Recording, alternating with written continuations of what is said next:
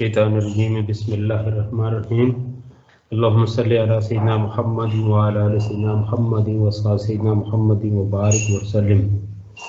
ये हमारा टॉपिक चल रहा है इस्लाम के माशी निज़ाम की खुसूसियात। उसमें मैंने रिज़्क़ मिनल्लाह के हवाले से आपके साथ शेयर कर लिया है, इक्तिसाब माल में जायज़ व नाजायज़, फिर शराब की ममानियत, फिर है हुर्मत सूद, यानी हुर्मत सूद के हवाले से ये इसके अंदर ज़रा बड़ी तफसील है, बड़ी तफसील पाई जाती है। तो मैंने आपसे बात की थी कि ये रिज़्क़ मिनल्लाह इक्तिसाब माल में जायज़ नाजायज़ शराब के हवाले से, तो इसको मैं अगले टॉपिक के साथ, यानी अगला टॉपिक आपके साथ, यानी इन्फाक फी सबिलिल्लाह, इससे पहले ये जो है ना डिस्कस कर लूँगा। तो बड़ा इम्पॉर्टेंट टॉपिक है और इस्लामी जो निज़ाम मईशत है उसका जो तस्वर है, यानी इस्लाम का जो माशी निज़ाम है उसमें जो सूद है माशी निज़ाम के अंदर, कोई भी माशी निज़ाम है तो उसके अंदर ये जो सूद है उसकी इतनी बड़ी कबात है, यानी मईशत के अंदर सबसे जो है ना बड़ी फसाद की जड़ यही है। तो इसकी जो हुर्मत कुरान हकीम की रोशनी में, फिर अहादीस की रोशनी में, फिर इंसान लरज़ उठता है कि भाई ये हम किस तरफ जा रहे हैं, इस्लाम हमें क्या, इस्लाम की डायरेक्शन इस वाले से हैं क्या, और हम किस तरफ बढ़ रहे हैं और किस रास्ते के ऊपर चल रहे हैं। तो बड़ी है इस वाले से, ये बड़ी यानी ख़तरनाक रास्ता है कुरान और अहादीस की रोशनी में। तो इससे जान छुड़ाना होगी, इसका जो अल्टरनेटिव है ज़कात, उसकी तरफ आना होगा। बाकी जो मैंने आपके साथ शेयर किया था हुकूमतों के जो स्टेप्स हैं कि भाई हम लोगों को फ़लाँ सपोर्ट, इनकम सपोर्ट करें, एहसास प्रोग्राम दें, वो कतई तौर पे ऐसी चीज़ें जो देखें ना जिसका ताल्लुक वही एल से है उसको इग्नोर करके हम कोई भी प्रोग्राम यानी माशी प्रोग्राम लोगों की फलाह के हवाले से कोई प्रोग्राम अगर उसको लॉन्च करना चाहें, आगे बढ़ाना चाहें, कतई तौर पे उसके अंदर खैर बरकत नहीं हो सकती जब तक कि हम इस तरफ नहीं पलटेंगे। तो ज़कात के हवाले से भी एक हमारा मुकम्मल है टॉपिक, उसकी तरफ भी आएंगे, क्योंकि इस्लाम के माशी निज़ाम की खसाइस में ये चीज़ें एक तरतीब के साथ आगे बढ़ रही हैं। तो इस हवाले से यहाँ पे इसको ज़ेर बहस लाना इंतहाई ज़रूरी था। तो मैंने कहा चलो आपके साथ इस हवाले से मुकम्मल तौर पे जो चीज़ें हमारे पास इंफॉर्मेशन है, जिस तरह की तरतीब बनी है उस तरतीब के साथ आगे बढ़ेंगे। तो सूद, ये क्वेश्चन इस तरह से भी आ सकता है अलग तौर पे।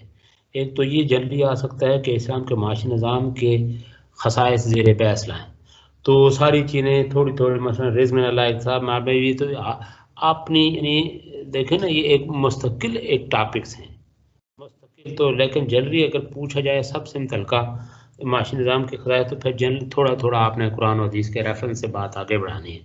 बाकी अगर ये एक पूछा कि हुर्मत सूद, रिज़्क़ मिनल्लाह, इक्तिसाब माल, ये अलग टॉपिक्स भी हैं, क्वेश्चन भी अलग तौर पे आ सकते हैं, इसमें कोई कंफ्यूज होने वाली बात तो है नहीं। तो क्वेश्चन जो बन सकता है उसका इस तरह से बनता है कि सूद की तारीफ, इकसाम, बै और रिबा में फ़र्क और कुरान और सुन्नत की रोशनी में इसकी हुर्मत के दलाइल बयान कीजिए। तो किसी भी तरह से बहरहाल अगर पूछा जाए तो आप जिस अंदाज से सवाल पूछा जाए जवाब को उसी अंदाज में ढाल के बाद आगे बढ़ाएं। तो सूद है क्या, सूद की तारीफ क्या है? यानी सूद जो है ये फारसी ज़बान का लफ्ज़ है, इसका माना है नफ़ा, इसके मुकाबले में ज़ियान का लफ्ज़ इस्तेमाल होता है जिसका माना है नुकसान। मसलन हम कहते हैं कि सूद और ज़ियान से बालातर है। कुरान में सूद के लिए रिबा का लफ्ज़ इस्तेमाल हुआ है जिसके माना है ज़्यादती, अज़ाफ़ा, नश्व नमा और बुलंदी वगैरह। इसी से लफ्ज़ रब्वतुन मश्तक है जिसका माना बुलंद या ऊंची जगह है। कुरान में आता है यानी सूरह मोमिनून की आयत नंबर 50, उसमें अल्लाह ताला फरमाते हैं आवैनाहुमा इला रब्वतिन, यानी हमने عیسیٰ اور مریم علیہ السلام کو، حضرت عیسیٰ علیہ السلام اور حضرت مریم علیہ السلام کو ایک اونچی جگہ پر پناہ دی۔ یہ تھی سود کی تعریف۔ اب شرعی اصطلاح میں راس المال یعنی جسے کہا جاتا ہے اصل زر، اس پر جو زائد رقم مدت کے مقابلے میں شرط اور تعین کے ساتھ لی جائے وہ سود ہے، یعنی ربا ہے۔ گویا کہ سود کے 3 اجزائے ترکیبی ہیں۔ نمبر 1 اصل زر پر اضافہ، نمبر 2 اضافے کا تعین مدت کے لحاظ سے کرنا، نمبر 3 معاہدہ میں اضافے کا مشروط ہونا، یعنی اس اضافے کا مشروط ہونا کہ اتنے فیصد پرسنٹیج طے کر لیں اتنے مہینے۔ پس ہر وہ قرض جس میں یہ 3 اجزاء پائے جائیں جن کا میں نے ابھی ذکر کیا، یعنی اصل زر پر اضافہ، اضافے کا تعین مدت کے لحاظ سے کرنا اور معاہدے میں اس کا مشروط ہونا، یعنی اس اضافے کا مشروط ہونا، پس ہر وہ قرض جس میں یہ 3 اجزاء پائے جاتے ہوں سودی قرض کہلاتا ہے۔ اب ہے جی سود کی اقسام۔ سود کی 2 قسمیں ہیں۔ نمبر 1 یعنی پہلی قسم ہے ربا نسیہ۔ اس سے مراد وہ اضافی رقم ہے جو قرض دینے والا مقروض سے اصل زر کے علاوہ وصول کرتا ہے۔ نمبر 2 یعنی دوسری قسم، پہلی قسم تو ہو گئی نا، تو دوسری قسم ہے ربا الفضل۔ اس سے مراد وہ زیادتی ہے جو ایک ہی جنس کی 2 چیزوں کے دست بدست لین دین میں ہو۔ صحیح مسلم میں حضرت ابو سعید خدری رضی اللہ تعالیٰ عنہ کی روایت کردہ حدیث میں اس قسم کی طرف اشارہ ہوتا ہے۔ وہ کون سی قسم ہے کہ یعنی کن چیزوں کی طرف اشارہ ہے؟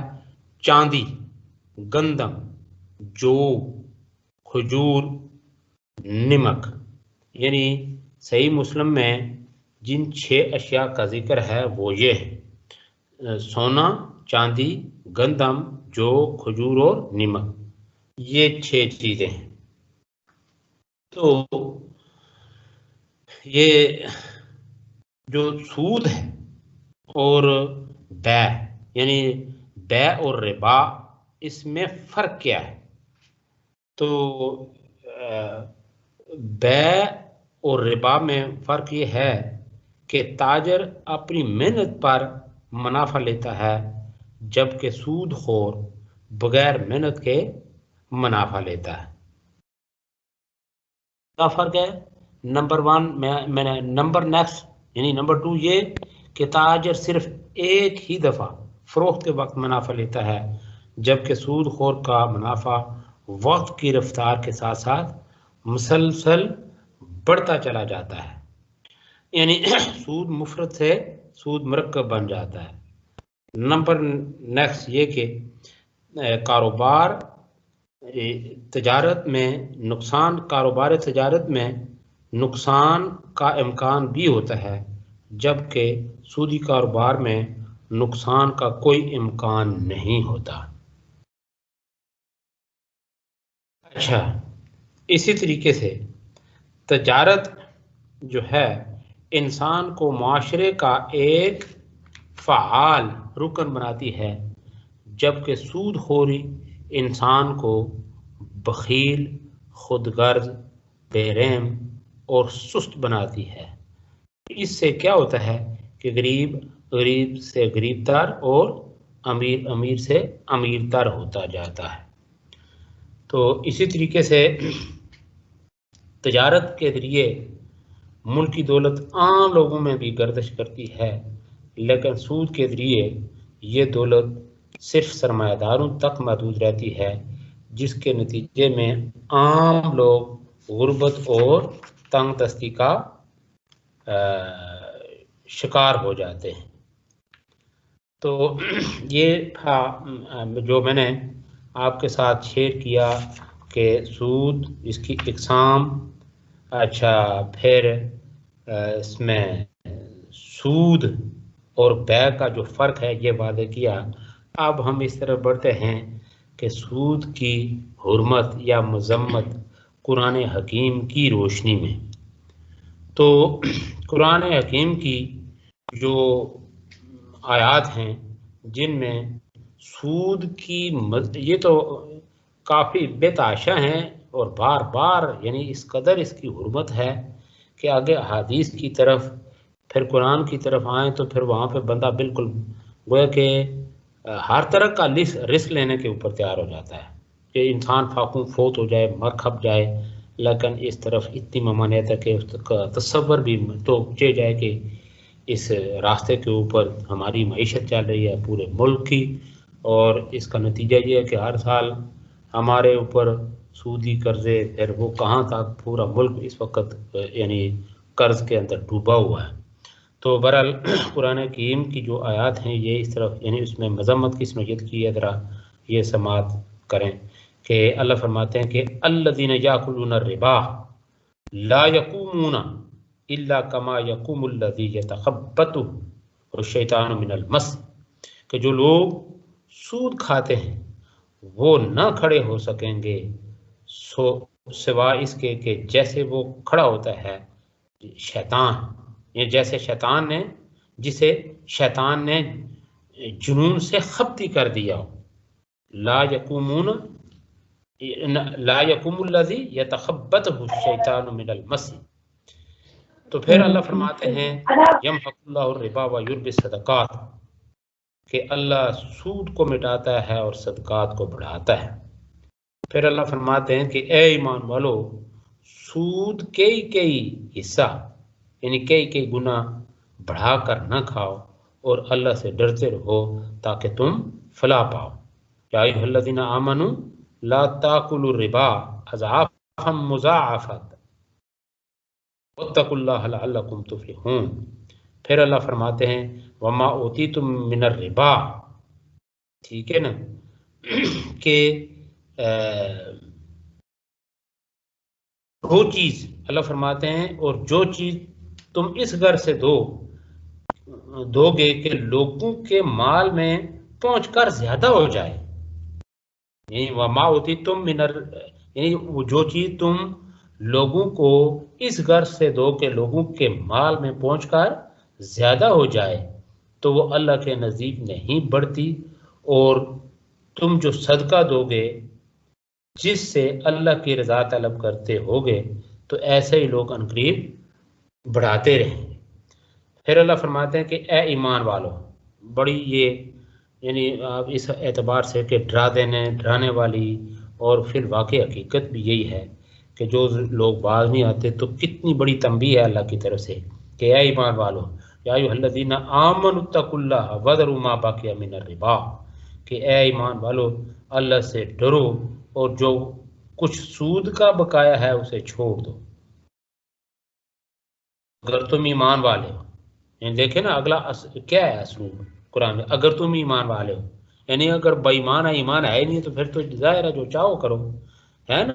حدیث پاک بھی اللہ کے نبی نے فرمایا اذا لم تستحی فاصنع ما شئت، کہ جب تجھ سے حیا چلی جائے تو جو چاہے کرو۔ اس کی میں نے ڈیٹیل بھی آپ کے سامنے رکھی ہے، جب یہ حیا والی بات اٹھ جاتی ہے تو پھر اس کے بعد پھر آپ دیکھیں لوگ کیا کچھ کر گزرتے ہیں۔ تو یہ تنبیہ ہے، یعنی تنبیہانہ اسلوب ہے قرآن مجید کا یہاں پہ، اگر تم ایمان والے ہو تو، لیکن تم نے ایسا نہ کیا تو خبردار ہو جاؤ، فَإِن لَمْ تَفْعَلُوا فَأْذَنُوا بِحَرْبٍ مِّنَ اللَّهِ وَرَسُولِهِ، کہ خبردار ہو جاؤ جنگ کے لیے اللہ اور اس کے رسول کی طرف سے، اور اگر تم توبہ کر لو گے تو تمہارے اصل اموال تمہارے ہی ہیں، نہ تم پر ظلم، یعنی نہ تم کسی پر ظلم کرو گے اور نہ تم پر کسی کا ظلم ہوگا۔ تو گویا کہ یہ ایک طرح کا ظلم ہے کہ آپ کسی جو ہے نا ضرورت مند یا کسی مجبور سے اس کی مجبوری کا ناجائز فائدہ اٹھا لیں۔ تو یہ بہرحال یہ اس کے اوپر یعنی حرمت سود کے حوالے سے، پھر اس کی جو معاشی قباحتیں ہیں، معیشت کے اندر اس کی جو فسادی کیفیات ہیں، اس حوالے سے چلو اور بہت ساری چیز ہے، مواد میٹیریل بھی ہے، تفاسیر ہیں، احادیث ہیں۔ اچھا اس کے علاوہ مکمل میں نے آپ کو بتایا ایک سود کے اوپر پورا مولا مودودی کا وہ ایک ہے، اس کا ٹائٹل ہی سود رکھا ہوا جو ان کی بک ہے۔ تو اس حوالے سے ہماری ڈپارٹمنٹ کی بھی اسٹرگل ہے۔ میں نے خود ایک بچی کو سود کے حوالے سے کہ اسلام کے معاشی نظام ہے، یعنی مفسدات معیشت میں سود کا کردار، یہ اس کا ٹائٹل ہے، ایم اے لیول پہ اس نے کام کیا ہے۔ تو اس کے مقابلے میں زکوٰۃ کے اوپر بھی ایک تھیسز ہے، بلکہ زکوٰۃ کے اوپر تو بے تحاشا مختلف زاویوں سے یہ کام کیا ہوا ہمارے ڈپارٹمنٹ میں۔ وہ جب کبھی یہ موقع ملے آپ کو تو لائبریری میں جائیں، ان کو بھی دیکھیں یہ دو تھیسز۔ احادیث کی طرف آتے ہیں، سود کی حرمت احادیث مبارکہ کی روشنی میں۔ تو کتب احادیث میں متعدد ایسی روایات ملتی ہیں جن میں نبی پاک صلی اللہ علیہ وسلم نے سود کی حرمت بیان فرمائی ہے۔ تو اس حوالے سے یہ مشکات المصابیح میں حضرت جابر بن عبداللہ رضی اللہ تعالیٰ سے روایت ہے کہ رسول اللہ صلی اللہ علیہ وسلم نے فرمایا کہ سود کھانے والے، کھلانے والے، اس کے لکھنے والے اور اس کے گواہوں پر اللہ کے نبی نے لعنت فرمائی ہے، اور فرمایا گناہ میں یہ سب برابر ہیں۔ یعنی کون کون سے؟ کھانے والے، کھلانے والے، لکھنے والے اور گواہ، ان پر اللہ کے نبی نے استغفر اللہ لعنت فرمائی، اور فرمایا کہ یہ اس گناہ میں یعنی سود سب کے سب جو ہے نا برابر ہے، اس میں کوئی ہے کہ کس کو زیادہ کس کو، اس لیے کہ سب میں انواع ہے جو بھی جس طرح۔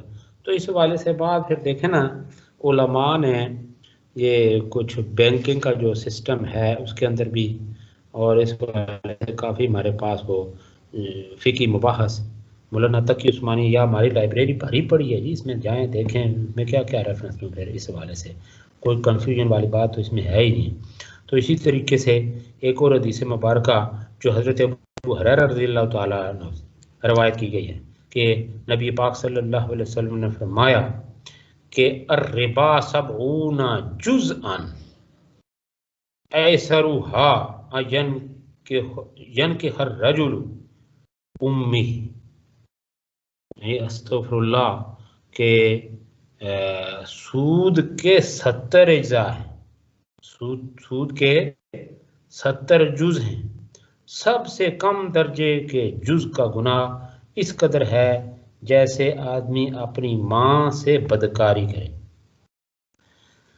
حضرت ابو ہریرہ رضی اللہ تعالیٰ عنہ ہی سے روایت ہے کہ رسول اللہ صلی اللہ علیہ وسلم نے فرمایا لوگوں پر ایک ایسا زمانہ آئے گا کہ ہر شخص سود کھانے والا ہوگا، اگر سود نہ کھائے گا تو اس کا غبار اس کو ضرور پہنچے گا۔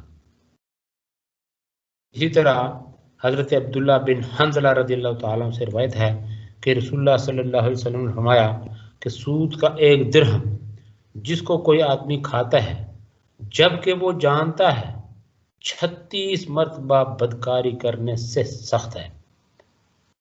اسی طرح حضرت عبداللہ بن مسعود رضی اللہ عنہ سے روایت ہے کہ رسول اللہ صلی اللہ علیہ وسلم نے فرمایا جس شخص نے سود کے ذریعے مال کمایا انجام کار اس میں کمی ہوگی۔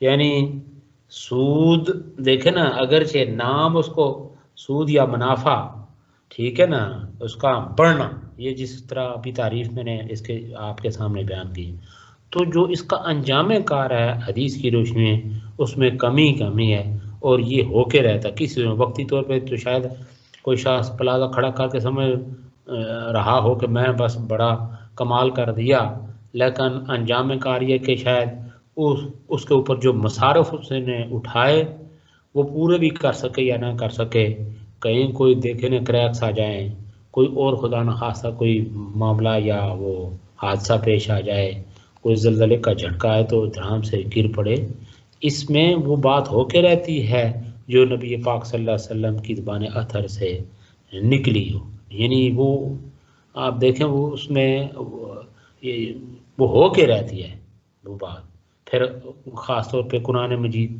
اس حوالے سے، اچھا پھر اللہ کے نبی کی زبان اطہر سے نکلی ہوئی بات، تو اس میں کوئی شک شبے والی بات ہے ہی نہیں۔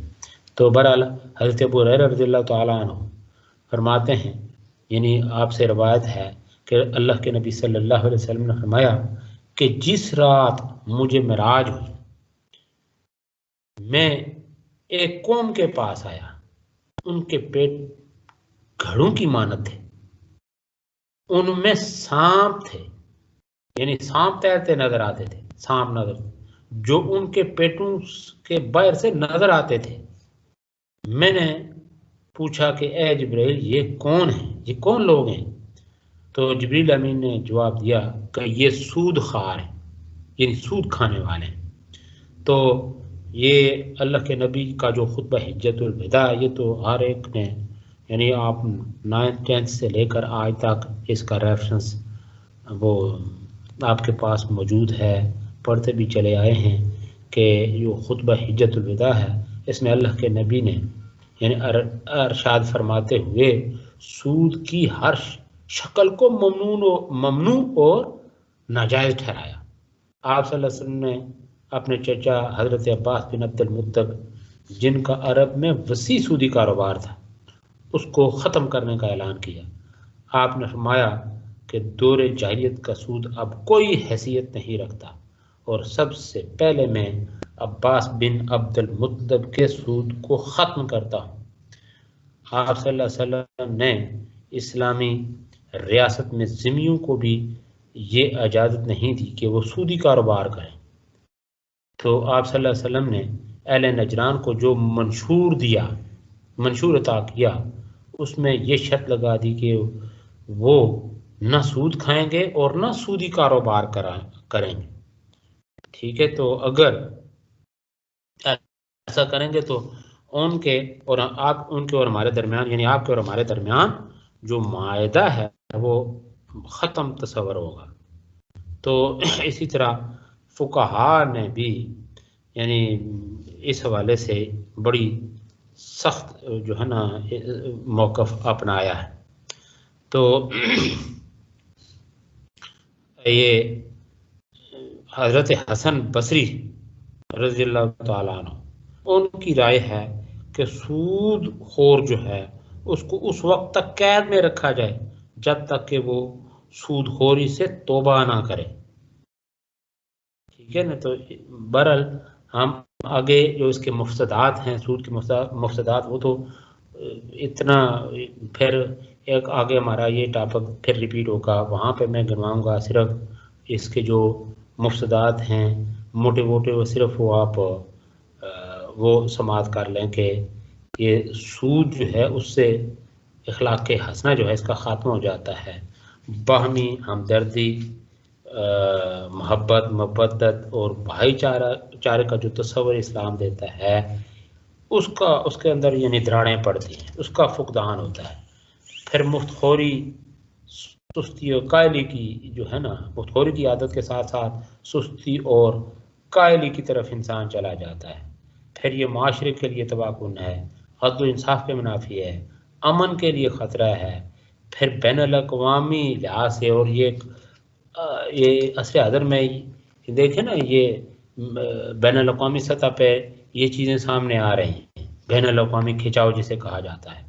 تو دیکھیں آپ کسی مرحلے آپ دیکھیں بڑے بڑے جو ہے نا سرمایہ دار، خاص طور پہ امریکہ، اور جہاں دیکھیں نا اس کی امریکہ کی جو پالیسیاں ہیں خاص طور پہ معاشی نقطہ نظر، وہاں کس قدر لوگوں کو جو ہے نا اس وجہ سے یعنی امریکہ کی یا بڑے بڑے جو ممالک ہیں یعنی ترقی یافتہ ممالک، ان کی جو معاشی پالیسیاں ہیں اس حوالے سے ترقی پذیر جو ممالک ہیں جس طرح کے ہم لوگ ہیں، ہمارا ملک ہے، تو کس طرح دیکھیں نا یہ ان کی وہ اس طرح معاشی ظلم کا شکار ہیں۔ تو بہرحال یہ باقی چیزیں ہم پراپرلی وہاں اپنے مکمل پر ہی ان کو میں آگے بڑھاؤں گا۔ آگے ہم بڑھتے ہیں، اگلا جو ہمارا ہے टॉपिक इन्फाक फी सबीलिल्लाह। इन्फाक फी सबीलिल्लाह, इन्फाक फी सबीलिल्लाह का माना है कि अल्लाह के रास्ते में खर्च करना। यानी इन्फाक का माना क्या हुआ कि इन्फाक फी सबीलिल्लाह का लफ्ज़ी माना अल्लाह के रास्ते में खर्च करना। तो जो शरई इस्तिलाह है इसमें इन्फाक फी सबीलिल्लाह से मुराद वो खर्च है जो कुरान और सुन्नत के बताए हुए असूलों के मुताबिक किया जाए, यानी इस तरह का खर्च। बाकी खर्च तो वैसे करते हैं, तो देखें ना, वो है जिस तरह का हम खर्च करते हैं। मसलन मैंने मिसालें आपके साथ शेयर की थी कि शादी ब्याह के मौके पे हमें फिर भूल जाते हैं कि इस वाले से इस्लाम माशाअल्लाह चंद लोग ऐसे हैं जो बड़े मैनर के साथ इन चीज़ों को पेश नज़र रखते हुए, चाहे वो वलीमा करते हैं या कोई और भी किसी तरह का भी खर्च करते हैं, इस्लामी तालीमात को पेश नज़र रखते हैं। लेकिन बाद लोग जो है ना वो जिसको कहा जाता है ना रियाकारी, उसको बरूए कार लाते हैं। रियाकारी लोग कहेंगे बड़ा फलां साहब बड़े राजा साहब थे, बड़े चौधरी साहब थे, वो सैयद साहब की तो क्या कमाल है, उनने इस तरह। तो मैंने बहुत सारी मिसालें दी हुई। तो इस तरह आप देखें रिज़्क़ का वसाइल का ज़िया, इसलिए कि नमूद व नुमाइश की खातर उसके बजाय अगर आप यानी किसी बच्चे की फ़ीस पे कर दें, कोई और रफ़ाई काम कर दें, मसलन कोई आप देखें किसी गरीब का घर बनवा दें, कोई और वसाइल से मारूम है तो उसके साथ शेयर करें जो सही तरीका है। और इस हवाले से देखें ना सिर्फ मुसलमान, गैर मुस्लिमों में भी ये चीज़ देखें, वो भी इस चीज़ को पेश नज़र रखते हैं कि कोई हाजतमंद ज़रूरतमंद या वो बग़ैर मकान के, तो देखें उनके भी जज्बात हैं ना। ये फितरत इंसानी है, इसको कहा जाता है फितरत सलीम, कि जो एतदाल और मैना रवि को पेश नज़र रखते हुए हम तो चूँकि मुसलमान हैं, हमारे ऊपर मैंने आपके साथ शेयर किया है कि और ज़्यादा जिम्मेदारियाँ बनती हैं, हमें और ज़्यादा जिम्मेदारी का मुजाहरा करना चाहिए कि इसराफ तब्ज़ीर रियाकारी उसकी तरफ ना जाएं। तो बहरहाल बात ये हो रही थी कि शरअ इस्लाम में इन्फाक फी सबीलिल्लाह से मुराद वो खर्च है जो कुरान और सुन्नत के बताए हुए असूलों के मुताबिक किया जाए। तो अब इन्फाक के फी सबीलिल्लाह की जो इक़साम है वो कौन सी है? इसके 3 इक़साम। एक है फ़र्ज़, एक है वाजिब यानी सुन्नत मवक्ता जिसे कहा जाता है, और एक है मुस्तहब। ये ज़रा पेश नज़र रखनी चाहिए सारी बातें। और कितनी किस्में हैं? 3, फ़र्ज़, वाजिब यानी सुन्नत मवक्ता, और तीसरा है मुस्तहब। फ़र्ज़ से मुराद यानी इससे मुराद ऐसा खर्च है जो कुरान की नसीहती से साबित हो और इसकी अदायगी लाजमी हो, तो इसे सदकात मकतूबा कहा जाता है, यानी ज़कात और उशर वगैरह।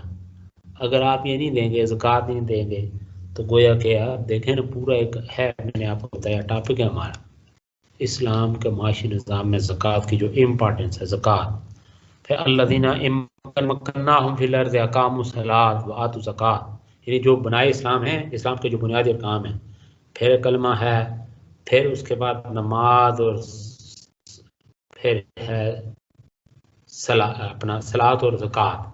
बल्कि ये मैंने आपके साथ शेयर किया कि जुड़वा अरकान अकीमुस सलात व आतू ज़कात बार बार तकरार। तो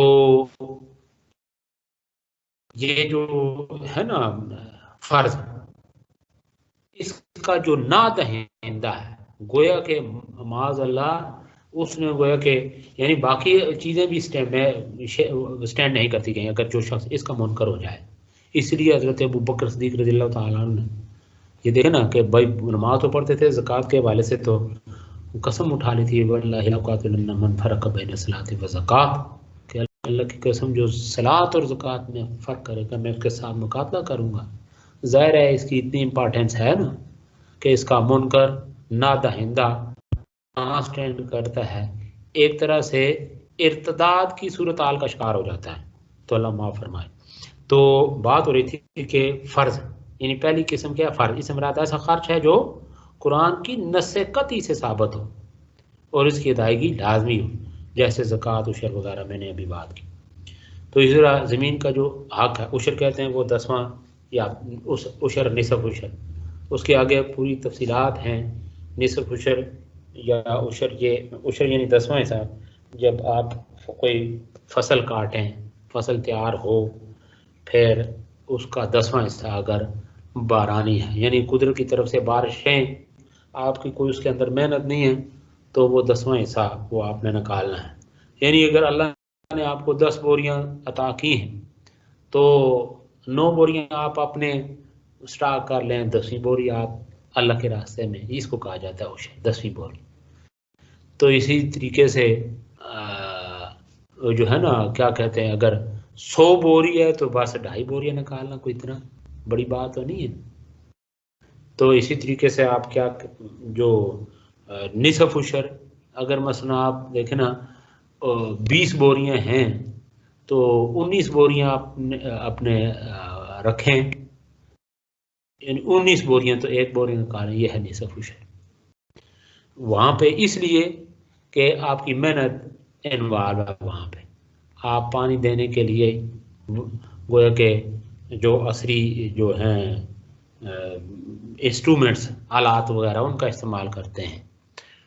ٹھیک ہے نا جی، آپ کی محنت ہے پانی دینے کے لیے، آپ ریڈ ہے، ٹیوب ویل ہے یا باقی وہ ذرائع اختیار کر کے جو مروجہ ہے تو ان ذرائع کا استعمال کرتے ہیں. وہاں پہ قدرتی طور پہ بارشیں اتنی نہیں ہوتی جس طرح پنجاب میں یا جہاں کہیں جن علاقوں میں لوگ خود بخود اندازاً تخمیناً یہ ساری باتیں کر لیتے ہیں. لیکن ان چیزوں کو احتیاط اور پھر یہ کہ پیش نظر رکھنا چاہیے کہ وہاں کے جو مقامی علماء جو لوگ ہیں وہ کون سا یعنی وہ عشر دیتے ہیں یا نصف عشر. تو بہرحال یہ زمین کا حق ہے. اللہ فرماتے ہیں وَآتُوا حَقَّهُ یوم حصادِ، کہ جس دن کھیتی کاٹو اسی دن اس کا حق ادا کرو. تو اگلا ہے جی واجب، یعنی فرض کے بعد ہے واجب جسے سنت موقدہ کہا جاتا ہے. اس سے مراد ایسا خرچ ہے جو احادیث مشہورہ سے ثابت ہو اور اس کا درجہ فرض کے بعد دوسرے نمبر پر آتا ہے. اس کی ادائیگی بھی لازم ہے، جیسے نظر معین کی ادائیگی، فطرانہ اور صدقات واجبہ وغیرہ. اور نمبر 3 مستحب، سنت غیر مقطع جسے کہتے ہیں. مستحب یعنی پسندیدہ عمل ہے. اس سے مراد وہ خرچ ہے جس کی ادائیگی لازم نہ ہو لیکن ادا کر دینا باعث اجر و ثواب ہو. اسے صدقات نافلہ بھی کہا جاتا ہے. تو جیسے اپنی توفیق کے مطابق کسی مستحق اور محتاج کی مدد کرنا وغیرہ، یا رفع عامہ کے کاموں میں عطیات وغیرہ دینا. دیکھیں نا آپ کے ادھر ہماری یونیورسٹی کے سامنے یہ وہ عیدی والوں کا ہے، اسی طریقے سے اور کافی رفائی سینٹر بنے ہوئے ہیں. وہاں پہ لوگ پھر خود بخود بھی بعض لوگ ایسا کرتے ہیں کہ اپنے طور پر میں نے چند لوگوں کو دیکھا ہے کہ ان کے معمولات یہ کہ وہ ہاسپیٹلز میں چلے جاتے ہیں، وہاں پہ خود بخود یہ نہیں شوق کرتے کہ ہم آئے کس غرض سے، مریضوں کا عطا پتہ کر کے وہ ثواب بھی یعنی حاصل کرتے ہیں. ساتھ ساتھ اندازہ لگا لیتے ہیں کہ اس بیچارے پیشنٹ کی کوئی حالت نہیں، یہ اپنے بیماری کے مصارف نہیں اٹھا سکتا، یا اپنے اڑوس پڑوس محلے میں بعض لوگ ایسے ہوتے ہیں، اللہ کا شکر ہے ہر علاقے میں ایسے لوگ یعنی موجود ہیں جو دوسروں کا خیال رکھتے ہیں. تو خاص طور پہ مقامی ہمارے ادھر میرپور میں تو اللہ کا فضل ہے، کافی لوگ ایک دوسرے کے ساتھ اس اعتبار سے بڑا شیئر کرتے ہیں. پھر یہ ایک شخصیت میرپور کی معروف اور مشہور شخصیت وہ حاجی سلیم صاحب دنیا سے چلے گئے ہیں. دیکھیں نا ان کے کام ابھی تک وہ باقیات و صالحات کی صورت میں چھوڑ گئے ہیں. وہ آپ کا یہ ہے ہاسپیٹل بنا کے، دل کا ہاسپیٹل انہوں نے بنایا اور رفائی کام کافی کیے ہیں. سکولوں کو جہاں پہ ضرورت تھی، کوئی واش روم بنانے ہیں، کچھ اور چھت بنانی ہے، وہ بیچارہ کرتا ہی رہا. آپ دیکھیں نا یہ چیز آگے یعنی جسے اخروی زندگی کہا جاتا ہے، جہاں پہ وہ بیچارہ پہنچ چکے ہیں تو یہ چیزیں تو فائدہ دے رہی ہوں گی، تو یہ چیزیں ہیں پسندیدہ۔ لیکن اس سے پہلے آپ یہ خرچ کرتے رہیں، زکوٰۃ نہ دیں، زکوٰۃ کے نہ دہندہ ہوں، تو یہ چیزیں بھی کہیں اسٹینڈ نہیں کرتی۔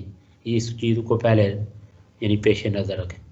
جو شخص یعنی آج یہ اگر میں اتنا انفاق کرتا ہوں، اگر زکوٰۃ کا نہ دہندہ، تو یہ چیز بھی زیرو پہ آؤٹ ہو جاتی ہے، کوئی کام کی نہیں۔ اس لیے کہ آپ نے یہ وہی مثال میں دیا کرتا ہوں کہ آپ یعنی فرض نماز کو چھوڑ کے نوافل باندھ لیں، 100 رکعت نماز نفل اللہ کی رضا کی خاطر، پورا دن سجدہ دیتے رہیں، ادھر آپ 2-4 منٹ جو لگانے ہیں وہ نہ لگائیں، بات نہیں بنتی پھر۔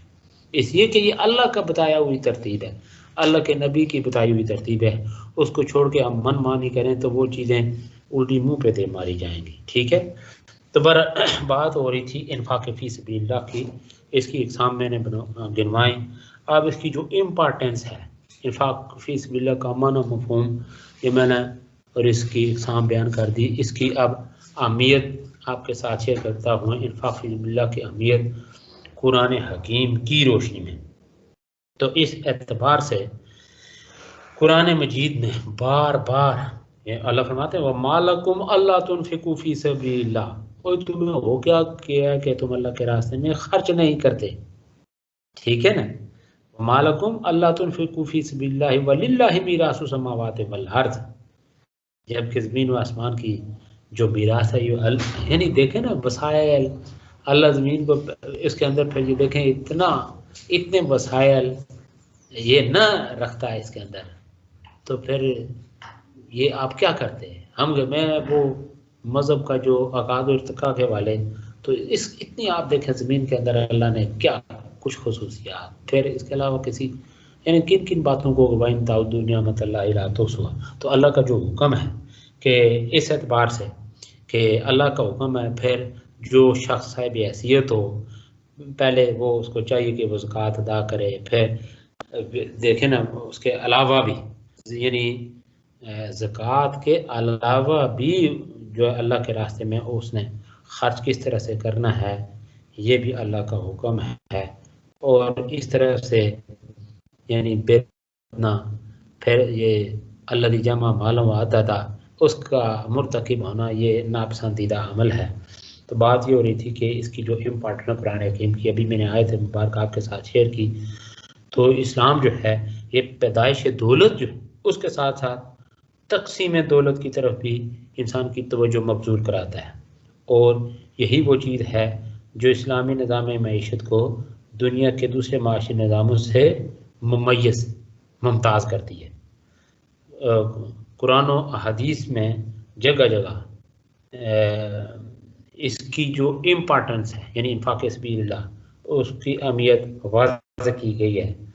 تو اس حوالے سے اس کی جو مختلف پہلو ہیں تو وہ یہ سامنے آتے ہیں کہ اس کی امپارٹنس یعنی جو اہمیت ہے کہ یہ بطور حکم خدا بندی ہے۔ اللہ فرماتے ہیں یا ایھا الذین آمنوا انفقوا مما رزقناکم، کہ اے ایمان والو جو کچھ ہم نے تم کو رکھا اس میں سے خرچ کرو، اس میں سے خرچ کرو۔ تو ساتھ ساتھ یہ احادیث بھی اس کے ساتھ انفاق فی سبیل اللہ کی اہمیت احادیث کی روشنی میں اس کی تفصیل یعنی قرآن مجید کی آیت میں نے آپ کے ساتھ شیئر کی، اب یہاں ہی پہ حدیث مبارکہ بھی آپ کے ساتھ شیئر کر رہا ہوں، اس لیے کہ اس کی قرآن مجید کی جو تشریح ہے تفسیر ہے وہ تفسیر قرآن بالقرآن اور تفسیر قرآن بالحدیث، یہاں پہ ساتھ اسی اعتبار سے میں آپ کے ساتھ حدیث پاک بھی شیئر کر رہا ہوں کہ حضرت اسماء رضی اللہ تعالیٰ عنہ روایت کرتی ہیں کہ رسول اللہ صلی اللہ علیہ وسلم نے فرمایا خرچ کرو اور شمار نہ کرو ورنہ اللہ تجھ پر شمار کرے گا، یعنی اللہ تجھے بھی گن کر دے گا، اور روک کر نہ رکھ اللہ تجھ پر روک رکھے گا، جہاں تک ہو سکے خیرات کر۔ اسی طرح حضرت زینب رضی اللہ تعالیٰ سے روایت ہے کہ اللہ کے نبی صلی اللہ علیہ وسلم نے فرمایا اے عورتوں کی جماعت صدقہ کرو اگرچہ اپنے زیوروں سے کرو۔ پھر یہ جو ہے نا انفاق فی سبیل اللہ یہ نیک لوگوں کی صفت ہے، قرآن مجید میں اکثر مقامات پر انفاق فی سبیل اللہ کو نیک لوگوں کی صفت کے طور پر بیان کیا گیا ہے۔ سورہ بقرہ میں متقین کی ایک صفت یہ بیان کی گئی کہ وہ مما رزقناہم ينفقون، اور جو کچھ ہم نے ان کو دیا ان میں سے خرچ کرتے رہتے ہیں۔ پھر اور ان کی صفت یہ بیان کی کہ الذین یقیمون الصلاۃ ومما رزقناہم ينفقون، کہ یعنی وہ لوگ الذین، وہ لوگ جو نماز کی پابندی رکھتے ہیں اور جو کچھ ہم نے ان کو دے رکھا ہے اس میں سے خرچ کرتے ہیں۔ اولئک هم المؤمنون حقا، یہی لوگ تو سچے مومن ہیں۔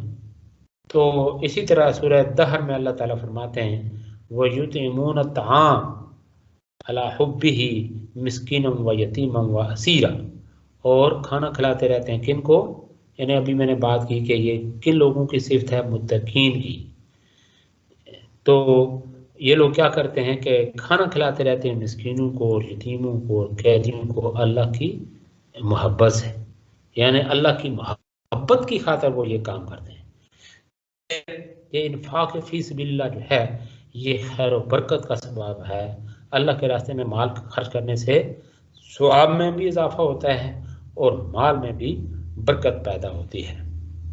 اللہ فرماتے ہیں کہ جو لوگ اپنے مال کو اللہ کی راہ میں خرچ کرتے ہیں ان کے مال کی مثال ایسی ہے جیسے کہ ایک دانہ ہے کہ اس سے 7 بالیاں اگیں، ہر بالی کے اندر 100 دانے، اور اللہ جس کے مال کو چاہتا ہے زیادہ کرتا ہے، اور اللہ کشادگی والا اور علم والا ہے۔ ہم دیکھیں نا تو اسی طرح مشکات المصابیح حضرت ابو ہریرہ رضی اللہ تعالیٰ عنہ سے روایت ہے کہ نبی پاک صلی اللہ علیہ وسلم نے فرمایا کہ خرچ کر اے ابن آدم، میں تجھ پر خرچ کروں گا۔ تو یہ حضرت ابو ہریرہ رضی اللہ تعالیٰ عنہ ہی سے روایت ہے کہ اللہ کے نبی صلی اللہ علیہ وسلم نے فرمایا ہر صبح جب بندے صبح کرتے ہیں 2 فرشتے اترتے ہیں، ایک کہتا ہے اے اللہ خرچ کرنے والے کو اچھا بدل عطا کر، اور دوسرا کہتا ہے اے اللہ بخیل کا مال تلف کر۔ اسی طرح حضرت ابو امامہ رضی اللہ تعالیٰ سے روایت ہے کہ آپ صلی اللہ علیہ وسلم نے فرمایا کہ اے ابن آدم، حاجت سے زائد مال کو تیرا خرچ کرنا تیرے لیے بہتر ہے، اگر تو اس کو خرچ نہ کرے گا تیرے لیے برا ہے۔ اسی طرح حضرت ابو ہریرہ رضی اللہ عنہ سے روایت ہے کہ آپ صلی اللہ علیہ وسلم نے فرمایا جس نے پاک کمائی سے کھجور کے برابر صدقہ کیا اور اللہ تعالیٰ پاکیزہ مال کو ہی قبول کرتا ہے، اللہ تعالیٰ اس کو دائیں ہاتھ سے قبول کرتا ہے، پھر اس طرح پالتا ہے جس طرح تم میں سے کوئی ایک اپنے بچڑے کو پالتا ہے، یہاں تک کہ وہ صدقہ یا اس کا ثواب احد پہاڑ کی طرح ہو جاتا ہے۔ تو آپ اندازہ لگا لینا کہ جو آپ اللہ کے راستے میں خرچ کرتے ہیں گویا کہ وہ دیکھیں نا جو مال مویشی جسے تم تو پھر وہ اتنا بڑا ہو جائے کہ احد کے پہاڑ، تو پھر گویا کہ کیا ہے، پھر اللہ تعالیٰ گویا کہ جو اللہ کے راستے میں خرچ کرتا ہے اس کا ریٹرن اتنا بڑا ہے، احد پہاڑ کی طرح ہو جاتا ہے۔ پھر اللہ کے راستے میں خرچ کرنا یعنی انفاق فی سبیل اللہ، یہ یعنی تباہی بربادی اور ہلاکت سے بچاؤ کا ذریعہ ہے۔ اللہ فرماتے ہیں کہ اللہ کی راہ میں خرچ کرتے رہو اور اپنے آپ کو اپنے ہاتھوں ہلاکت میں نہ ڈالو، وانفقوا فی سبیل اللہ ولا تلقوا بایدیکم الی التہلکۃ۔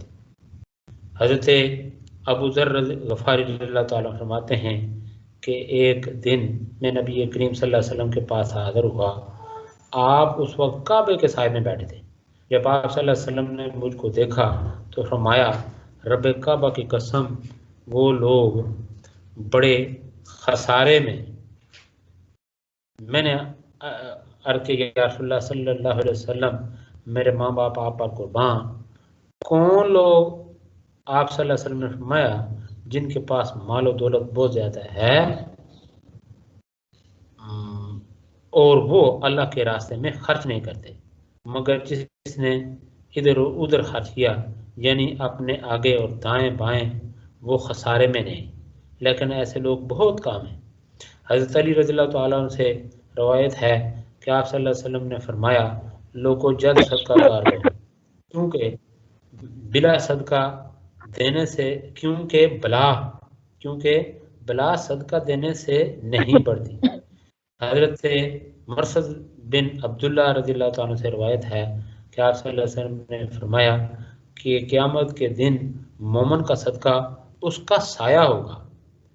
اس طرح حضرت انس رضی اللہ تعالیٰ سے روایت ہے کہ رسول اللہ صلی اللہ علیہ وسلم نے فرمایا صدقہ اللہ کے غضب کو ٹھنڈا کرتا ہے اور بری موت کو دفع کرتا ہے۔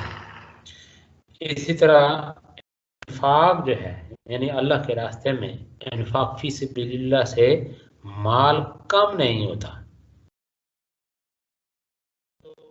اس اعتبار سے بھی آپ دیکھیں کہ انفاق فی سبیل اللہ نہ کرنے کے جو اسباب ہوتے ہیں عام طور پر وہ یہ ہوتے ہیں کہ انسان یہ سوچتا ہے کہ صدقہ و خیرات دینے سے شاید میں غریب ہو جاؤں، تو ایک پھر یہ کہ جب انسان عیش و عشرت کی زندگی کا دل دادا ہو جاتا تو پھر اس کے پاس اس نیک کام کی خاطر گنجائش ہی نہیں رہتی۔ تو قرآن مجید جو ہے اس نے یعنی قرآن مجید نے بڑے دل نشین انداز میں اس طرف توجہ دلائی ہے کہ الشیطان یعدکم الفقر ویامرکم بالفحشاء، یعنی جو شیطان ہے، ابھی میں بات کی کہ جو شیطان ہے تمہیں کس سے ڈراتا ہے؟ محتاجی سے ڈراتا ہے غریب نہ ہو جاؤ، اور تم کو بے حیائی کا کام ہے، یعنی آپ اس طرح دیکھیے کہ پیسے کام نہ جو ہے، دوسری طرف کوئی پیسہ آپ جب یہ مرل آئے تو دیکھا نا وہ ان کو بلا کے مراسی کو ڈھول بجوانا شروع کر دیں، باقی اور جو ہے نا جس طرح کا عصری کلچر ہے بساؤ کا، کوئی خوشی کا موقع آ جائے تو اس میں وہ پھر کیا کچھ کرتے ہیں، ناچ اچھل کود، پھر وہ ایسے لوگوں کو بلایا جاتا ہے کہ جن کے اوپر نوٹ نچھاور کیے جاتے ہیں، اور اس حد تک کہ آپ دیکھیں ٹی ویوں کے اوپر یہ چیزیں، آپ چینلز کے اوپر یہ چیزیں دکھائی جاتی ہیں۔ تو یہی ہوتا ہے کہ بھائی آپ ایسے کاموں کی تشہیر کریں۔ ایک تو وہ یہ گناہ ہے نا کہ آپ کوئی کام کریں اپنے طور پہ، وہ اس کی شاید اللہ معاف فرمائے کہ اپنے طور پہ وہ کر، ایک یہ ہے کہ اس کی تشہیر کر دیں، تو میں یہ فلاں نے یہ کام کیا میں اسے بڑھ کے یہ کروں، اور اس طرح کرنے والے دیکھیں یہی ہے، یہ جو ہے نا ان المبذرین کانوا اخوان الشیاطین، یہ جو فضول خرچ ہیں یا حد سے بڑھنے والے ہیں یہ کس کے بھائی شیطان، اس لیے کہ اچھائی کی توفیق ہے نہیں ہے تو یہ کس طرف خرچ کر رہے ہیں، کبھی ڈھول، پھر یہ دوسروں کے، آپ دیکھیں جس محلے کے اندر یہ شروع ہو جائے ڈھول ڈمکوں کا، پھر یہ کہ بیچارہ کوئی اڑوس پڑوس میں کوئی بیمار ہو، کوئی اور طرح پریشانی کا شکار ہو، اس کے پاس وسائل نہ ہو، الٹا وہ دانت پیستے ہیں کہ بھائی دیکھیں نا دولت آ گئی تو اس کا استعمال کس طرح سے ہو رہا ہے۔ تو اللہ تعالیٰ دولت دے تو اپنے راستے میں خرچ کرنے کی توفیق دے، اچھائی کے راستوں کے اوپر اللہ تعالیٰ خرچ کرنے کی توفیق دے، دوسروں کا خیال رکھنے کی توفیق دے، ان کے معاملات میں یعنی ہر اچھے عمل میں انسان کو یا کہ دوسروں کا، پھر یہ کہ ان کا جو ہے نا ان کی حوصلہ افزائی کرے۔ تو بات یہ ہو رہی تھی کہ اللہ فرمایا کہ شیطان تمہیں محتاجی سے ڈراتا ہے اور تم کو بے حیائی کا حکم دیتا ہے، اور اللہ تم سے اپنی طرف سے مغفرت کا اور فضل کا وعدہ کرتا ہے، اور اللہ کشادگی والا اور علم والا ہے۔ تو حدیث شریف میں ہے کہ ایک دفعہ نبی پاک صلی اللہ علیہ وسلم نے حضرت بلال رضی اللہ تعالیٰ سے فرمایا کہ اے بلال خرچ کر اور عرش والے سے غربت کا ڈر نہ رکھ۔ اس طرح حضرت بریدہ رضی اللہ تعالیٰ عنہ فرماتے ہیں کہ رسول اللہ صلی اللہ علیہ وسلم نے فرمایا کوئی شخص اس وقت تک کوئی چیز نہیں نکالنے پاتا کہ وہ اسے دینے کے لیے 70 شیطانوں کے جبڑے سے نہ چھڑائے. اللہ اکبر. یعنی شیطان صدقہ کی راہ میں حائل رہتا ہے اور انسان کو راہ خدا میں مال نکالنے کے لیے بہت سی سرکش خواہشات سے لڑنا پڑتا ہے. یعنی دیکھیں نا پھر یہی ہوتا ہے انسان بس اوقات کو یہ سمجھتے ہیں میری آل اولاد ہے, میرا فلاں ہے, میرے یہ ہے, میں نے یہ کام کرنے ہیں, تو اس کی خاطر کسی وقت بندہ یہ فی الواقع اس میں کوئی شک نہیں رہا. میں خود سب سے پہلے اور آپ لوگ بھی ذرا محاسبہ کریں نا, دیکھیں کیا کرتے ہیں ہم. تو اس کے ساتھ ساتھ انفاق فی سبیل اللہ جو ہے یہ ایک بہت بڑی فضیلت ہے. یعنی مومن کے لیے سے بڑھ کر شرف کا مقام اور کیا ہو سکتا ہے کہ اس کا دیا ہوا صدقہ خود خالق کائنات وصول کرتا ہے.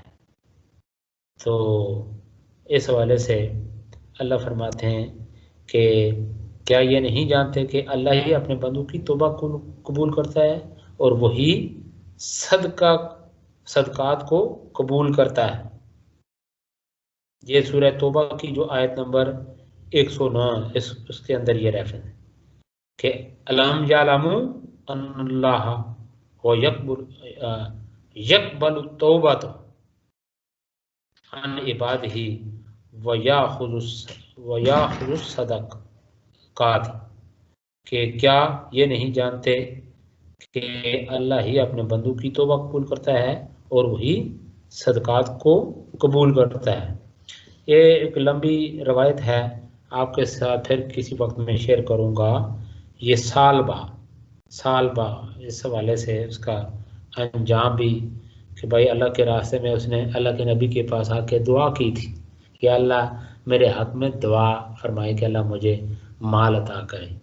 اللہ کے نبی نے فرمایا سال با, پھر یعنی بار بار تک رہا. اللہ کے نبی نے منع فرمایا, پھر بار بار, تو اللہ کے نبی نے ہاتھ اٹھائے, دعا کی, اتنا مال ہوا کہ دیکھیں نا کیڑے مکوڑوں کی طرح, جس طرح وہ کیڑوں کی افزائش ہوتی اس طرح ہو گیا کہ اس کی بکریاں.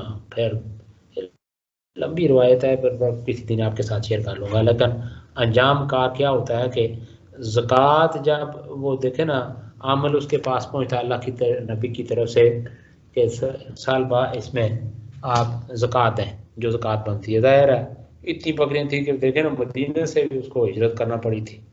تو جب عامل وہاں پہ پہنچا تو اس نے کہا کہ دیکھیں نا ایک ریوڑا لاگ ہو گیا, اتنی بکریاں تھیں اس کی, یہ ریوڑوں کے ریوڑا لاگ ہو گیا. تو اس نے کہا اتنی گویا کہ, تو اس نے ایسے کہہ دیا کہ یہ زکوٰۃ ہے یا اس کی بہن ٹیکس ہے. تو بس اس پھر جو عامل تھا اس نے اگلی بات نہیں کی, واپس آ گیا. اس نے کہا سال بعد تو یہ کہہ رہا. پھر اللہ کے نبی پھر اس کے بعد اس قدر آپ دیکھیں تو اللہ کے نبی نے پھر اس کے بعد یہ خود مال لے کے پہنچا, وہ ریوڑ بکریاں. اللہ کے نبی فرمایا اللہ نے تیرا مال لینے سے منع فرما دیا. حضرت بکر صدیق رضی اللہ تعالیٰ عنہ کا زمانہ آیا, اس میں بھی اسی طرح سے ہوا. بعد میں حضرت عمر فاروق اللہ تعالیٰ کسی نے نہیں اس کی زکوٰۃ قبول نہیں کی. فرمایا کہ جو اللہ کے نبی نے جس مال کو لینا پسند نہیں فرمایا, اللہ کے نبی نے فرمایا تھا کہ وہ مال میں کیسے لوں کہ جس مال کو لینے سے اللہ نے منع فرما دیا. حضرت ابو بکر صدیق رضی اللہ تعالیٰ کا زمانہ ہے تو انہوں نے فرمایا کہ میں وہ مال کیسے لوں کہ جس مال کو اللہ کے نبی نے نہیں لیا. حضرت عمر فاروق رضی اللہ تعالیٰ کا زمانہ آیا, انہوں نے فرمایا کہ میں وہ مال کیسے لوں کہ جو حضرت یعنی اللہ کے نبی نے نہیں, حضرت ابو بکر صدیق رضی اللہ تعالیٰ نے وہ قبول نہیں فرمایا, نہیں لیا, میں اس کو کیسے لوں. تو اس طرح پھر دیکھنا اپنے سر کے اوپر اس نے وہ جو ہے نا وہ خاک وہ پھینکنا شروع کر دی, یعنی مٹی اٹھا کے اپنے سر میں. یہ اس زمانے میں اپنے ماتم کا طریقہ تھا.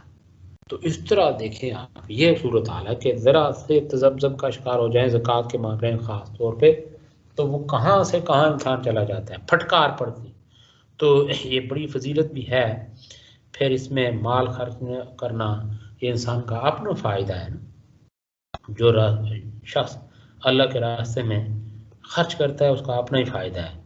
تو اللہ کے نبی نے فرمایا کہ صدقہ سائل کے ہاتھ میں جانے سے پہلے, صدقہ سائل کے ہاتھ میں جانے سے قبل ہی اللہ کے ہاتھ میں پہنچتا ہے, اللہ کے ہاتھ میں پہنچتا ہے. تو حضرت عبداللہ بن مسعود رضی اللہ تعالیٰ عنہ فرماتے ہیں کہ جب بھی کوئی شخص صدقہ دیتا ہے کہ تو وہ سائل کے ہاتھ میں جانے سے پہلے اللہ کے ہاتھ میں پہنچتا ہے اور وہ اسے سائل کے ہاتھ پر رکھتا ہے۔ جو شخص دوسروں پر خرچ کرتا ہے دراصل وہ کیا کرتا ہے؟ اپنے فائدے ہی کے لیے خرچ کرتا ہے۔ اللہ فرماتے ہیں اور تم جو کچھ بھی مال میں سے خرچ کرتے ہو سو اپنے لیے کرتے ہو اور تم اللہ ہی کی رضا جوئی کے لیے خرچ کرتے ہو، اور تم مال میں سے جو کچھ بھی خرچ کرتے ہو تم پر پورا لوٹا دیا جائے گا اور تم پر ذرا بھی زیادتی نہ کی جائے گی۔ یعنی ہے کہ کیا خوب سودا، ہم نے وہ ایک نظم پڑھی تھی 9th میں کہ کیا خوب سودا نقد ہے اس ہاتھ دے اس ہاتھ، یعنی یہ وہ نقد سودا ہے۔ بلکہ ابھی حدیث مبارکہ آپ کے ساتھ شیئر کی کہ دیں گے تو آپ تو اس کے مقابلے میں پھر اللہ تو جتنے گنا چاہے نہ بڑھا سکتا ہے، 700 گنا بڑھائے اللہ۔ یا قرآن مجید میں ابھی جو کہ بہت ایک دانہ آپ ڈالتے ہیں تو آپ جب اس کا ریٹرن ملتا ہے دانے کے بغیر میں پھر آپ کو وہ اس پھل کی صورت میں ایک دیکھیں نا ایک لڑی میں دانوں کی تعداد کتنی ہوتی ہے، یعنی اس سے بھی کئی گنا اللہ تعالیٰ جتنا چاہے بڑھاتا ہے۔ پھر ابھی جو صدقہ کرتے ہیں ابھی آپ نے وہ حدیث پاک کہ بھائی وہ کس طرح وہ مویشی کی طرح جس طرح ہم مویشی پالتے ہیں اس طرح ہمارے صدقے اللہ تعالیٰ بڑھاتا ہے، اس کو پالتا ہے یہاں تک کہ وہ پہاڑ کے برابر ہو جاتا ہے۔ تو جس شخص کو وہ پہاڑ برابر نیکیاں اللہ تعالیٰ وہ پلٹائیں اس سے کئی گنا، تو پھر کیا کہنا کہ انسان کہاں سے کہاں سٹینڈ کرے گا۔ تو اس وقت کہے گا کہ اے کاش میں سب کچھ اپنا جو ہے وہ اللہ کے راستے میں کیوں نہ لٹا کر آیا، لیکن یہ دنیا ہے اس میں پھر انسان جتنا کچھ بھی ہو اتنی ہمت نہیں کرتا الا ماشاء اللہ کے۔ وہی ہستیاں تھیں جن کو یہ سرٹیفکیٹ ملے رضی اللہ عنہ و رضوا عنہ، ہمیں اللہ تعالیٰ ان کی تقلید ان راستوں کے اوپر چلائے جن راستوں کے اوپر وہ برگزیدہ ہستیاں چلیں۔ تو بات ہو رہی تھی کہ اللہ کے راستے میں خرچ کرنا جو ہے نا وہ انسان کا اس میں اپنا ہی فائدہ ہے۔ تو حضرت ابو ہریرہ رضی اللہ تعالیٰ عنہ سے روایت ہے کہ رسول اللہ صلی اللہ علیہ وسلم نے فرمایا کہ جو شخص اللہ کی راہ میں دو چیزیں خرچ کرے گا اس کو جنت کے سب دروازوں سے بلایا جائے گا۔ حضرت ابو یعنی آپ گئے سب دروازوں سے کال آ رہی ہو تو پھر بندہ کدھر چلے؟ اللہ سب لوگوں کو توفیق دے۔ آپ دیکھیں کہ جائیں وہاں پہ بیت اللہ شریف میں خاص طور پہ ادھر جب مدینہ مسجد نبی میں وہاں ادھر دیکھیں نا وہ یعنی اللہ کے مہمانوں کی ٹہل سیوا کس طرح کرتے ہیں، دسترخوان لگے ہوتے ہیں، کہیں کھجور ہیں کہیں مختلف اشیاء کھانے پینے کی، وہ دسترخوان لگا کے آرے کو کھڑے ہو جاتے راستے میں، بھائی اس دسترخوان پہ آیا ہے، عربی میں وہ کہتے ہیں، دوسرا اپنی طرف لا رہا، تیسرا پھر وہاں پہ بندہ سوچتا ہے کدھر جاؤں کدھر آئی، تو پھر جس کہیں وہ کہ بے خیالی میں بندہ ادھر بھی لپکتا ہے اور ادھر بھی لپکتا ہے، لیکن جہاں کہیں وہ جو ہے نا قدم رک جائے بندہ بیٹھ جاتا ہے وہاں دسترخوان۔ تو اس طرح انسان تردد میں پڑتا ہے کہ کدھر جاؤں گے۔ تو جس جنت میں جو اللہ نے بنائی ہوگی، جنت میں سے آپ دیکھیں وہ اللہ کے فرشتہ وہ نورانی مخلوق وہ آپ کو صدائیں لگا رہے ہوں کہ بھائی ادھر آئیں، اس دروازے سے داخل ہو، دوسرا کہ اس دروازے سے داخل، یعنی سب دروازوں سے کیا ہوگی، سب دروازوں سے بلایا جائے۔ تو بھائی کس دروازے سے داخل، کتنی بڑی خوشخبری کی بات، یہ اتنی خوشی کہ کدھر جاؤں کدھر نہ جاؤں۔ تو اسی طرح حضرت ابو ذر رضی اللہ تعالیٰ ابو ذر غفاری فرماتے ہیں کہ رسول اللہ صلی اللہ علیہ وسلم جو مسلمان اللہ کے راستے میں ہر مال سے دو چیزیں خرچ کرتا ہے جنت کے دربان اس کا استقبال کریں گے، ہر ایک اس کو اپنی طرف دعوت دے گا۔ حضرت ابو ذر فرماتے ہیں کہ میں نے عرض کی، میں نے کہا اور کس طرح دو خرچ کرے، یعنی دو خرچ کس طرح سے کرے؟ تو آپ صلی اللہ علیہ وسلم نے فرمایا اگر اونٹ ہیں 2 اونٹ، اگر گائیں ہیں 2 گائیں. اسی طرح دوسرے اموال میں سے ایک حدیث میں ہے کہ آپ صلی اللہ علیہ وسلم نے فرمایا سخاوت جنت میں ایک درخت ہے، سخاوت جنت میں ایک درخت ہے، سخی اس کی ٹہنیاں پکڑ لیتا ہے اور وہ اس کو جنت میں داخل کر دیں گی، اور بخل دوزخ کا ایک درخت ہے، بخیل اس کی ٹہنیاں پکڑ لیتا ہے، وہ اس کو دوزخ میں داخل کر دیں گی. استغفر اللہ. دیکھیں نا، میں گویا کہ ایک بات آج یہاں یہ بھی سامنے آئی کہ جو سخاوت یہ جنت کا درخت ہے اور بخل جو ہے یہ جہنم کا درخت ہے. تو ظاہر ہے جو سخی لوگ ہیں وہ سخاوت کی ٹہنیاں پکڑ لیں گے، اور جو بخیل ہیں وہ بخل جو جہنم کے اندر درخت ہے اس کی ٹہنیاں پکڑ لیں. تو اب وہ اس طرف چلے جائیں گے، اللہ معاف فرمائے. تو یہ جو اللہ کے راستے میں خرچ کرتے ہیں ان کے لیے خوشخبری کیا ہیں، یہ حدیث بھی ساتھ، یعنی احادیث کا تذکرہ بھی ساتھ ساتھ ہو رہا ہے، اور متعلقہ قرآنی آیات بھی آپ کے ساتھ شیئر ہو رہے ہیں. تو مومن کے لیے اس سے بڑھ کر اور کیا بشارت ہو سکتی ہے کہ اسے یعنی قیامت والے دن روز حشر جو ہے نا یہ جنت کا یا نجات کا سرٹیفکیٹ مل جائے، جبکہ ہر طرف جو ہے نا یہ نفسی کا عالم ہوگا، کہراں برپا ہوگا، اللہ کے راستے میں خرچ کرنے والوں پر امن و سلامتی کا سایہ ہوگا. تو اللہ فرماتے ہیں کہ الذین ينفقون اموالهم باللیل والنہار سرا وعلانیۃ فلهم اجرهم عند ربهم ولا خوف علیہم ولا هم یحزنون. کہ جو لوگ اپنا مال رات اور دن پوشیدہ اور ظاہر خرچ کرتے ہیں، سو ان لوگوں کے لیے ان کے پروردگار کے پاس اجر ہے، نہ ان کے لیے کوئی خوف ہے اور نہ وہ غمگین ہوں گے. تو اسی طرح یہ انفاق نہ کرنے والے کا جو ہے نا روز، اللہ فرماتے ہیں کہ روز جزا پر اس کا یقین ہی نہیں ہے. سورہ معاون میں تو بڑا واضح طور پہ کہا گیا ہے کہ شروع ہی کہاں سے، ارایت الذی یکذب بالدین فذلک الذی یدعو الیتیم ولا یحض علی طعام المسکین. یہ دیکھیں نا کتنا، میں نے آپ کو بتایا پہلے ابتدا میں کہ اسلوب ہی جہاں پہ مذمت والی بات ہے وہاں پہ قرآن کا اسلوب ہی کیسا ہے، کتنی بڑی تنبیہ آتی ہے ہر آیت تو دیکھے. تو اللہ فرماتے ہیں کہ کیا وہ شخص جو یتیموں اور غریبوں کی مدد نہیں کرتا اور روز جزا کا منکر ہے، روز جزا کے یہ دیکھیں اس کو وہ کہاں سٹینڈ کرتا ہے، کیسا ڈکلیئر کیا گیا ہے. تو ابھی میں نے جو آیات آپ کے سامنے وہ بیان کی، آپ کے ساتھ شیئر کی کہ ارایت الذی یکذب بالدین فذلک الذی یدعو الیتیم ولا یحض علی طعام المسکین. تو جو شخص یعنی یتیم کو دھکے دیتا ہے، مسکینوں کو کھانا کھلانے کے لیے ترغیب نہیں دیتا، تو اس کی دیکھیں کس طرح سے مذمت بیان کی گئی. پھر انفاق نہ کرنا اور جو ہے نا نماز نہ پڑھنا یہ یکساں گناہ ہے، یکساں گناہ ہے.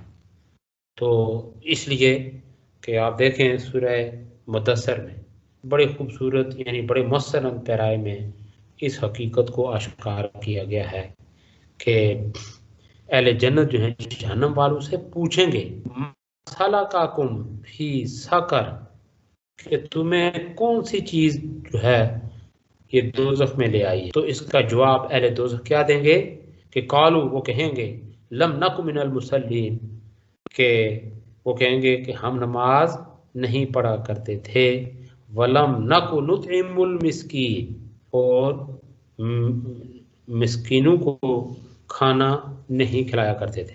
یعنی نہ تو نماز پڑھا کرتے تھے اور نہ مساکین کو کھانا کھلاتے تھے. تو اللہ معاف فرمائے جی کہ یہ اللہ کے راستے میں انسان خرچ کرے، بخل کی طرف نہ جائے. تو پھر یہ اس کے کچھ آداب بھی ہیں، انفاق فی سبیل اللہ کے آداب ہیں، یعنی کہ آپ خرچ تو کریں لیکن یہ کہ اس بات کا خیال نہ رکھیں کہ اللہ کی رضا کو پیش نظر نہ رکھیں، ریاکاری رضا الہی کے حصول کے برعکس ریاکاری کی طرف چلے جائیں کہ بھائی لوگوں کی واہ واہ ہوگی، یہ چیز معاملہ پھر وہ جو ہے نا ناکارہ ناپسندیدہ چیز جو ہے اس کو جو ہے نا اللہ کے راستے میں نہیں دینا چاہیے، بلکہ پسندیدہ چیز، اپنی محبوب ترین چیز۔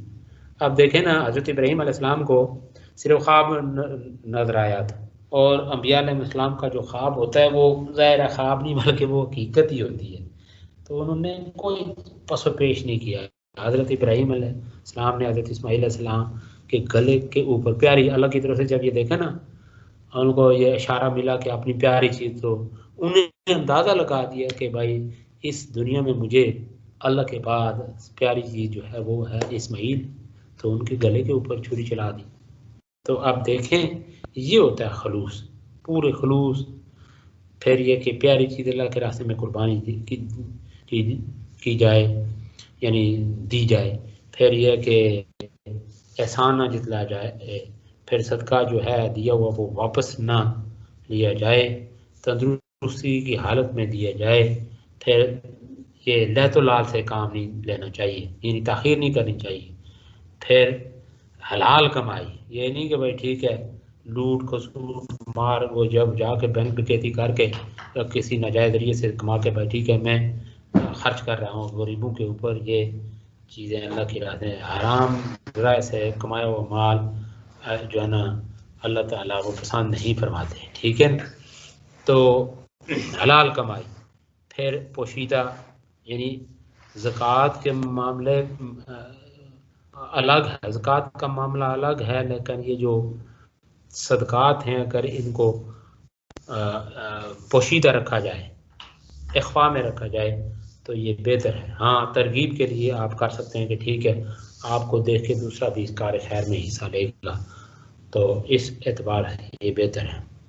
تو اس کے انفاق فی سبیل اللہ کے یہ جو ہے نا آداب ہیں۔ پھر مقاصد کے اس میں مقصد یہ ہونا چاہیے کہ نفس جو ہے اس کی اطلاع، پھر غریبوں کی مدد جو ہے وہ پیش نظر رکھنی چاہیے۔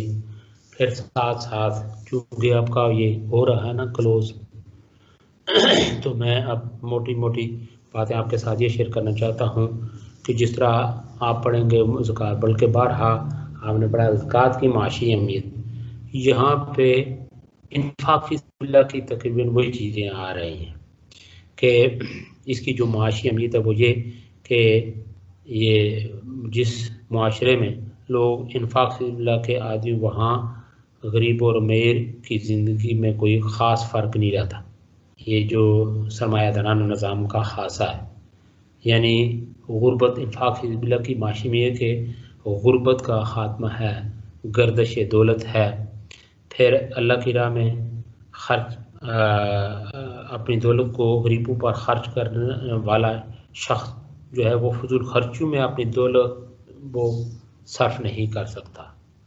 تو اس کے ساتھ ساتھ یہ کہ اس کے ذریعے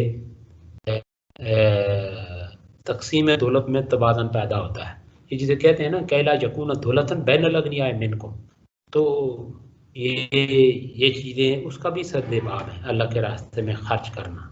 ایک تو زکوٰۃ ہے بڑا ذریعہ، اس کے ساتھ یہ بھی بڑی اہم اور امپورٹنٹ چیزیں ہیں۔ تو پھر یہ ہے کہ اقتناز اور احتکار کا خاتمہ ہوتا ہے۔ اقتناز یہ ہے کہ مال و دولت کو چھپانا، اللہ کے راستے میں خرچ نہ کرنا۔ احتکار کا بھی یہی ہے کہ بھائی آپ جو غلہ یعنی اس کو سٹاک رکھنا، اس کو کہا جاتا ہے غلے کی جو ذخیرہ اندوزی، اس کو احتکار کہا جاتا ہے۔ ظاہر ہے اگر آپ کے پاس غلہ ہے، ٹھیک ہے نا، آپ کے اگر اتنی زمین ہے جس سے آپ وہ اناج اور غلہ وغیرہ یہ چیزیں پیدا ہو رہی ہیں، تو اگر اس کا عشر نکالیں، پھر یعنی لازمی واجبہ یہ صدقات واجبہ جس کی بات ابھی میں نے کی انفاقی اقسام گنواتے ہوئے، تو وہ نکالیں گے، یعنی عشر نکالیں گے۔ اس کے علاوہ بھی اگر اللہ نے دیا ہوا ہے تو وہ بھی تحفہ ہدیہ تان، آپ دوسروں کو ساتھ خیال رکھیں گے بھائی ٹھیک ہے آپ تو میں نے ادا کر دیا، پھر بھی اللہ نے ہمیں اتنا کچھ عطا کر دیا ہے. اللہ اگر دیکھیں نا یہ بر وقت بارشیں نہ ہو یا زمین کے اندر اگر آپ دیکھیں اپنے طور پہ بھی وہ پانی وہ زمین کو وہ سینچتے ہیں کچھ بھی کرتے ہیں، زمین کے اندر وہ پانی ہویا کہ یہ نعمت اللہ چھین ہی لے تو پھر کہاں سے لائیں؟ کتنی کوشش کر سکتے ہیں؟ پانی کوئی اپنا بنا سکتا ہے؟ تو پھر اس کو اللہ کا فضل سمجھتے ہوئے پھر آپ دیکھیں اور معاشرے اڑوس پڑوس میں کوئی ہے تو اس کو بھی اور آپ اپنی طرف سے اس کا خیال رکھیں، چاہے وہ پھل فروٹس کی صورت میں ہے، اناج کی صورت میں ہے، سبزیوں کی صورت میں ہے، کوئی بھی ہے تو گویا آپ دیتے رہیں تو گویا کہ اس سے بھی جو ہے نا یہ یعنی اقتناع اور احتکار کا خاتمہ ہو جاتا ہے. پھر یہ ہے کہ گردش دولت سے جو ہے نا ملک معاشی طور پر ترقی کرتا ہے، انفاق فی سبیل اللہ. اس سے کیا ہوتا ہے گردش دولت. تو مجموعی یعنی اس کے آپ یہ سمجھیں یہ کلچر عام ہو جائے، ٹھیک ہے ایک محلے پڑوس میں یہ چند لوگ یہ کام چند کیا مطلب سب لوگوں کی اگر یہ دیکھیں یہ اس طرح کے رویے بن جائیں تو ایک تو خیر خواہی، پھر اس طریقے سے پورے آپ دیکھیں ملک میں اندر یعنی جس کو کہا جائے مجموعی صورتحال یہ پیدا ہو جائے تو پھر وہاں پر مسائل ہی ختم ہو جاتے ہیں اللہ کے فضل و کرم سے. ہمدردی، محبت، مودت، بھائی چارہ، یہ ساری چیزیں جو یہ جن کا تعلق اخلاقیات سے ہے، معاشیات سے ہے، معاشرت سے ہے، یعنی ساری چیزیں جو ہے نا معاشرت، معیشت، مذہب، یہ ساری چیزیں ایک دوسرے کے ساتھ کس طرح لنکڈ ہیں. تو پھر ناداروں اور بے روزگاروں کو روزگار کے مواقع میسر آتے ہیں. پھر اس کے ذریعے معاشرے سے گداگری کی جو لعنت ہے اس کو ختم کیا جا سکتا ہے اور یہ حاجت مندوں کی کفالت کا اہم ذریعہ ہے. تو یہ جو کچھ ہم نے سنا ہے اللہ اس پر عمل کرنے کی توفیق عطا فرمائے. تو اللہ تعالیٰ یعنی ایک تو یہ ہے کہ کسی کو دوسروں کا اتنا جو ہے نا وہ محتاج بنائے ہی نہ، لیکن اگر خدا نہ خواستہ اللہ کی جو حکمت ہے، اللہ کی طرف سے جو رزق کی تقسیم ہے، اس حوالے سے اگر کوئی کسی مرحلے پہ کوئی محتاج ہو جاتا ہے تو اس کا خیال رکھنا صاحب حیثیت لوگوں کی اخلاقی ذمہ داری بھی ہے. اچھا پھر اسلام کا جو اخلاقی نظام ہے اور پھر مذہبی تعلیمات بھی آپ دیکھ لیں کہ یہی ہے کہ جو ہے انسان کی توجہ اس طرف ہو تو اللہ تعالیٰ کرم فضل میں رکھے سب کو. جی جزاک اللہ. احسن الجزا. ٹائم آپ کا ہو گیا، نیکسٹ آپ نے کلاس لینی ہے میرا.